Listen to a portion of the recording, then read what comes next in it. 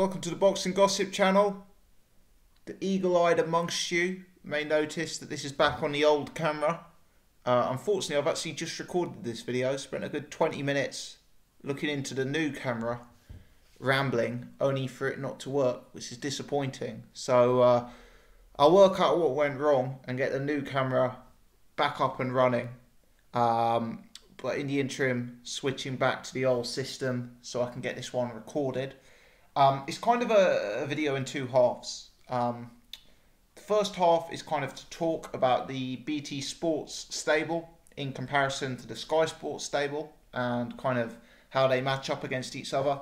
And the second part is to react to the news that Tyson Fury specifically is going to be boxing exclusively on BT Sports. So unless you've been living in a cave, you'll have seen the press conference this week, which was held at BT Sports headquarters, where it was announced that Fury would be boxing exclusively on BT Sports, and there was a kind of lineup of that stable, for want of a better term. So if we talk about the fighters currently active in that stable, you've obviously got the big man, the return of Tyson Fury.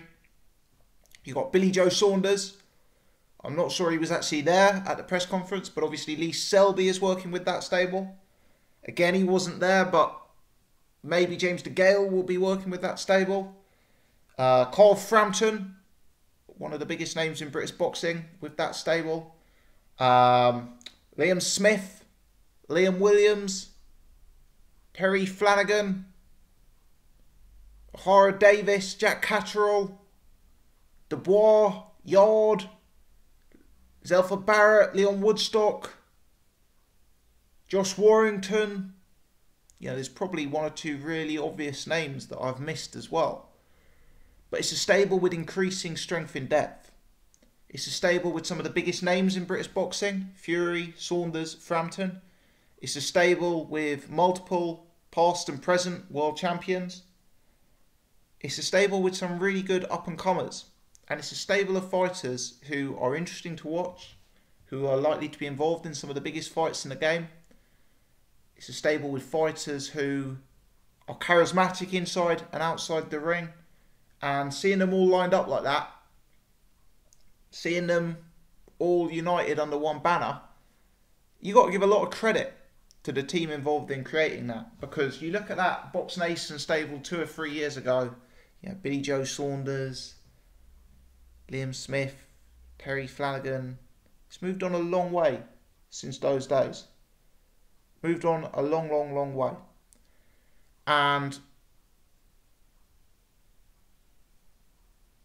realistically, you've got to say that the gap has been bridged between BT Sports and Sky. There used to be a bit of a chasm between the two stables. But looking at them now, you'd have to say that the gap has been bridged. Certainly my two favourite fighters in the sport, Tyson Fury and Billy Joe Saunders. And both of them working on BT Sports, working exclusively with BT Sports, which, as I say, we'll come on to later. You know, as for the question of who's the bigger stable, who's the better stable, well, I guess it depends how you define. You know, typically when you talk about stables, you've got to factor in things like who's going to generate the most interest amongst the public, who is going to sell the most tickets. In this day and age, the big question, whether you like it or not, is who's going to sell the more pay-per-views. So it depends how you define what the best stable is. Are we talking in terms of business? Are we talking in terms of the calibre of the fighters, etc.? My take is that as the BT Sports stable has definitely increased in the last year or two, I also think you can make a substantive argument that the Sky Sports stable has slightly decreased actually in terms of its value. A lot of the fighters who were real big time fighters on Sky Sports a year or two ago have either dropped off, you know, they've gone elsewhere, or they're fighters who, you know, maybe now in the veteran stage of their career. If we look back to 2 years ago, or 3 years ago, I don't know how long ago it was, but guys like Selby, DeGale, Frampton, they've moved on to pastures new. Guys like Crawler, Ricky Burns, these were big names a year or two ago. That their star has faded ever so slightly in that period of time. You got guys like Kell Brook, Tony Bellew. These are still very, very relevant fighters. These are still fighters who are going to be involved in big fights. But you just wonder if they're approaching the veteran stage of their career. Boxing's a cruel sport, and it's funny how quickly fighters can go now from being prospects to being veterans. It feels like only yesterday Sean Porter fought Kell Brook. It feels like only yesterday James DeGale made his debut. But, we now look back and we now see these guys as veterans of the sport, maybe with only 1 or 2 fights left. And that kind of tells you just how key it is to keep the next generation of talent coming through. Now, what Sky have done to combat this, I guess there's a few separate things. Dillian White, he's been developed into a main eventer. He hasn't hit superstar status yet, but he's become a relevant player in the discussion. Signing of Amir Khan is very relevant, whether you like it or not. Amir Khan is still a big draw. He's still a massive name in the sport. And him being back in action, working with Sky, putting some wins together, that is a big, big win. Certainly if a fight with Kell Brook could be made, I still believe that's massive. Obviously the biggest single factor, however, and it's kind of the thing that we haven't really touched on yet in this video, is the development of Anthony Joshua as one of the biggest stars in world boxing, and to be honest, one of the biggest stars in British sport, full stop. And Joshua's celebrity and Joshua's status as a commercial juggernaut have hit new heights. Really, he has taken the barrier to an all new level in terms of British boxing, in my opinion. And whilst I've already said in this video that my favourite fighters are Tyson Fury and Billy Joe Saunders, I would be the first to acknowledge that in terms of the commercials, neither of those guys have a track record of ticket sales or of pay-per-view sales that could rival Anthony Joshua. And frankly, despite the fact that I'm really big fans of both of those guys, it's hard to see them rivaling him. So for me, if I were to be asked who is ahead right now, from a business standpoint, I would say it's Sky Sports by a whisker. But it's Sky Sports by a whisker based on Anthony Joshua. And that's a big risk to them, because if anything goes wrong with Joshua, if he gets injured, if he decides to take some time away from the sport, if he were to suffer a big loss, if he were to sign with a rival of Sky Sports, if anything were to happen to Joshua, I think it'd be quite easy to make a case that BT Sports was the stable in the better position. Joshua is just such a juggernaut commercially that he alone drags Sky to the top of the pile for me. And in terms of the revenue that he can generate, the tickets he can sell, the pay-per-views he can sell, he can bring the sport to the levels that it's currently at, frankly. But I do believe the gap's been closed, and I do believe it's a gap that is contingent purely on Anthony Joshua for the time being. Certainly when I look ahead to the future, I'm not sure. It wouldn't surprise me whatsoever if the tide turns in the next 2 years or so. Because as I say, if you look at that Matchroom Sky Sports stable, will Bellew be around in 2 years? Will Brook be around in 2 years? Will Khan be around in 2 years? Will Crawler and Burns and, these names who've been headliners for some time, will they be around in 2 years? There's a lot of fighters there in the autumn of their career. And you look at the next group coming through and you just wonder, you look at Joe Cordina, Lawrence Okoli, Anthony Fowler, Josh Kelly. You just wonder, are there main eventers in there? Are there future world champions in there? Are there future pay-per-view fighters in there? And I'm just not sure the public have taken to them to the extent that Eddie Hearn would have hoped. I actually think Matchroom and Sky missed out on a trick with Joe Joyce. I think he was the diamond in the rough who they didn't actually sign. Lawrence Okoli, I appreciate he's already been a main eventer, but that was such a flop in hindsight. It's going to take him a while to get back to that level. Guys like Joe Cordina, Josh Kelly, very, very, very proficient in the ring, but I'm just not really sure if the public have taken to them outside of the ring as personalities, and I think that's a big factor. You look at the the BT Sports stable of prospects, you think guys like Zelfa Barrett, guys like Leon Woodstock, but more immediately, guys like Daniel Dubois, guys like Anthony Yard, these are guys there's major hype around. You know, there's a lot more hype in the boxing community about Daniel Dubois than there is Lawrence Okoli or Anthony Fowler or Joe Cordina.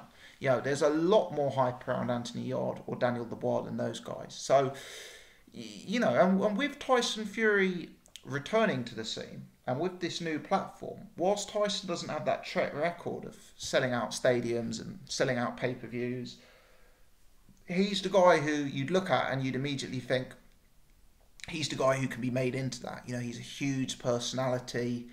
He gets a lot of media interest. You know, you see him doing all the TV work in all the newspapers. He's the kind of guy who could be built into that platform the easiest, one would suspect. So I think the gap is narrowing. I think the gap that does exist is dependent on Anthony Joshua. And I could easily see that gap reversing in the next 2 years or so, especially with the return of Fury and the growth of some of those BT Sports prospects that I've already referred to. You just look at Sky and you wonder where that next generation is coming from. You know, as I said, a lot of their big names in the autumn of their career, and I'm just not totally convinced about their collection of prospects just yet. But we'll have to wait and see. We'll have to wait and see if they're guys who, you know, grow to that next level commercially as their careers progress. Let's just talk quickly about the news that Tyson's going to be boxing exclusively on BT Sports. I've got mixed feelings on this. Now, I'm going to speak first, and I did refer to this on the podcast last night, but I'm going to speak first about my personal disappointment. So, I've been a Box Nation subscriber since day dot.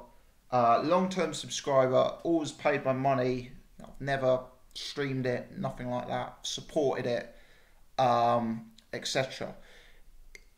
For me personally, this is disappointing news because I recently moved and I swapped from Sky to Virgin, and Virgin offered me a good 12-month deal, so I'm tied in for 12 months. This is as of a week or two ago, and the deal does not include BT Sports. And I specifically elected not to go to BT Sports because I've got a Box Nation subscription on my tablet, and because, you know, I had no problem watching the fights on my tablet and continuing my Box Nation subscription. So in other words, I signed a 12-month deal with Virgin for a certain selection of channels, not including BT Sport, because I already had Box Nation. Now, as a long-time Box Nation subscriber, it's very disappointing that guys like Fury are not going to be on Box Nation and are going to be exclusively on BT Sports. You know, I've paid up for years and I'm disappointed to see that happening. I'm also thinking, out of pure selfishness, how much it's going to cost me now to try and get access to BT Sports. You know, you can imagine over the course of the year, given I've signed up to this 12-month deal, they're going to sting me for something pretty unpleasant over the course of 12 months to get access now to add BT Sports to the package, which is very, very disappointing personally. And I'm left kind of frustrated about that. And as a Box Nation subscriber, I'm wondering what on earth do I do with my Box Nation subscription? You know, is it worth me keeping that up, given Fury's not going to be on it? You know, if other names aren't going to be on it, why am I paying my money, I guess? So it leaves me disappointed, frustrated, and leaves me wondering what I should do with my Box Nation subscription. Putting all that to one side, putting my own personal selfish disappointment out of it, I can see why it's been done. I guess from a BT Sports perspective, it's very hard to put your full weight behind a sport and behind a stable when that stable are also boxing on another channel in Box Nation. You know, I can see from a business perspective that doesn't really work. Additional to that, what I would say is, in terms of BT Sports rivaling Sky, they kind of need that figurehead. They kind of need that name who gets people to ring up their TV companies and say, I need to add BT Sports to my package. And with the greatest of respect to some of the BT Sports fighters, Terry Flanagan, Liam Smith, they're not the kind of characters who are going to get hundreds, thousands of people ringing up Virgin, ringing up Sky, ringing up talk saying, I need to add BT Sports to my subscription package right now. You know, Tyson Fury is that name. Now, I've always believed that competition in the sport is a good thing. Competition in any market should create, you know, a superior product and a superior service from that market. And I believe that BT Sports being a relevant competitor to Sky can only mean good things for the sport of boxing as a whole. Having said all of that, whilst I do have my personal disappointment because of the situation I've just detailed, Tyson Fury being on BT Sports exclusive is that figurehead. He is that person who can take the deal to the next level. He is that person who can generate that interest and create that real competition. That's my take. So all in all, I guess I see it as sensible business. I guess I see it as the right move. But as a Box Nation subscriber, there is some disappointment there. Final word on the stables. Funnily enough, my favourite fighters probably fight on the BT Sports stable. I'm probably more hyped about the prospects and the contenders on the BT Sports side. And I think there's possibly scope for better fights to be made on the BT Sports side than the Sky side in the next 12 to 18 months. But playing it with a straight bat, I still believe commercially the Sky Sports juggernaut will be the bigger stable in terms of ticket sales, in terms of pay-per-views over the next 12 to 18 months. I believe that Anthony Joshua is a huge factor in that. And if anything goes wrong with his career, there's the potential for the trend to reverse immediately. But right now, I believe Sky will remain top dogs. Give it 12 months, give it 18 months. It'll be very interesting to review because BT Sports are making some real big moves. And you just wonder how that Matchroom and Sky stable will look in 12 or 18 months when some of those big names leave the sport, and if some of those prospects don't quite turn out to be the next Anthony Joshua in terms of their commercials. Let me know your take. Give me your comments on this video in the section below. If you've enjoyed the content, please hit the thumbs up. Please do subscribe. As always, appreciate you guys tuning in to what I'm doing here. Thanks for watching.